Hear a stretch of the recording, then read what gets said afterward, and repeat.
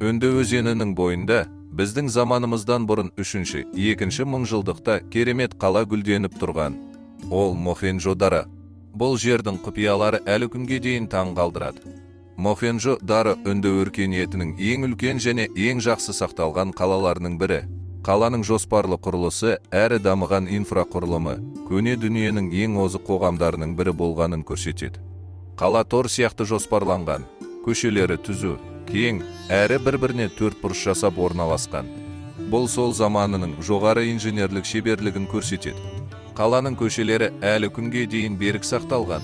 Көшелердің бойындағы үйлер мен ғимараттардың қалдықтары сол кездегі адамдардың өмірі мен мәдениеті жайлы көп нәрсе болжауға болады. Мохенджо-Дароның ең таңқаларлық ерекшеліктерінің бірі оның дамыған кәріз жүйесі. Әр үйде лас су ағатын құбырлар мен арналар болған. Бұл тазалыққа қатты көңіл бөлінгенін көрсетеді. Бұл жүйе сол кездегі басқа ешбір қалаларда болмаған. Мохенджо-Дароның үйлері мен ғимараттары күйдірілген кірпіштен салынған. Көптеген үйлерде ішкі аулалар, құдықтар және желдеткіштер болған. Бұл ыстық ауа райында өмір сүруді жеңілдету үшін жасалынған болуы керек. Қалада 2 қабатты үйлерде кездеседі. Бұл сол кездегі қоғамның әлеуметтік топтарға бөлінгендігін көрсетеді. Мохенджо-Даро халқы егіншілікпен, қолөнермен, саудамен айналысқан. Олар бидай, арпа, мақта өсірген, мал баққан.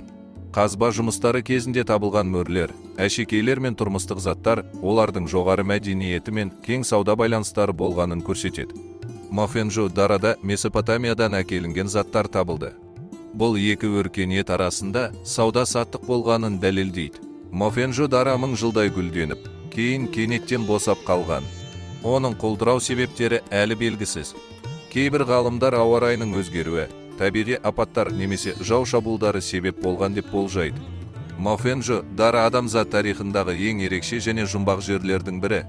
Бұл көне қаланың қалдықтары бізге өткен заманның даналығы мен әсемдігі жайлы сыр шертеді.